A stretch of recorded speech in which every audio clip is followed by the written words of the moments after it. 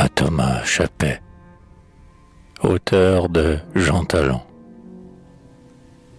Parmi les preux obscurs et les brillants esprits qui rêvaient de créer une seconde France, il en est un, surtout, dont vous êtes épris, et vous avez voulu, dans un de vos écrits, en louer la sagesse et la mâle constance.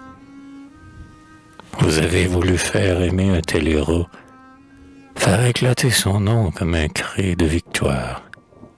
Vous avez, noble ami, poursuivant des travaux que semblaient dédaigner de glorieux rivaux, réparer les oublis coupables de l'histoire, à reconstituer l'œuvre d'un fondateur qui couvrait de fragments épars notre rivage et pour qui vous craignez un vent spoliateur, vous avez mis autant de fierté que d'ardeur, vous avez mis autant d'amour que de courage pour retracer les faits que voilait le passé et qui devaient briller comme en un reliquaire, bénédictin toujours debout, jamais lassé.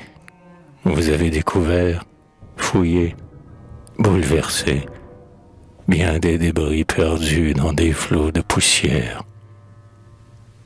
Tel un mineur qui suit un filon ténébreux, où luisent cependant l'or, l'argent et le cuivre.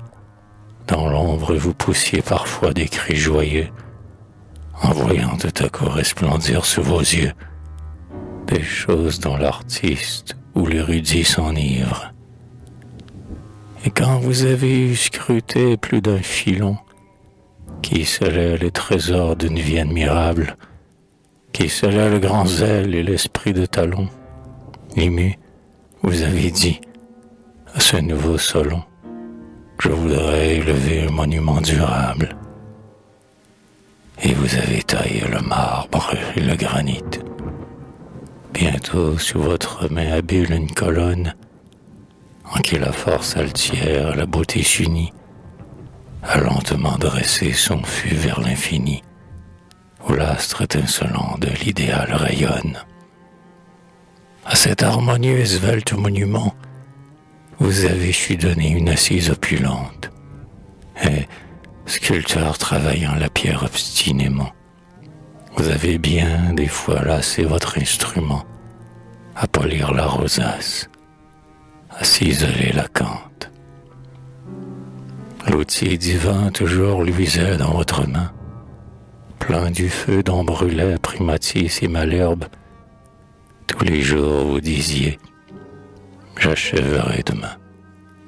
Mais sans fin persistait l'effort noble et serein, sans fin s'embellissait la colonne superbe. Vous rêviez constamment un travail plus parfait, au socle inébranlable, inondé de lumière. Vous vouliez tous les jours graver un nouveau fait. Enfin vous avez mis, plein d'orgueil satisfait, au sommet de votre œuvre une dernière pierre. Et ce fier monument, beau comme le succès, où péristyle altier du temple de la gloire, d'un éclat souverain brillera pour jamais, non moins en votre honneur qu'en l'honneur du français, dont vous deviez si bien nous raconter l'histoire.